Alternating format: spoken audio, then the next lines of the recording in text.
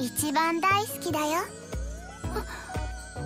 I love Clara. She is, without a doubt, my favorite character. Her innocence and purity absolutely radiate in a series that's already light and warm-hearted. And let's be real, she has the best one-liners of the show, and I will fight any motherfucker who says otherwise. So besides our main man Iruma, with the promises of misfit transformation on the horizon, Clara's was the one I was looking forward to the most. But not only do we get to see this badass ability in action, we witness Clara give Iruma a gift. The simple gift of a childhood stolen from him by neglectful parents. The look on his face as the two tumble in exhaustion was absolutely priceless. So with this episode, the hype was well earned. On a scale from 0 to 10, where do I rank Clara's toy box? Absolute perfection. This ability is Clara. I mean, you really have to give it to Nishi. I mean, who would have thought the next logical progression in her summon bloodline ability would just be a bigger pocket? But it goes far beyond that. Utilizing what Rhyme taught her, combining the art of illusion with Toy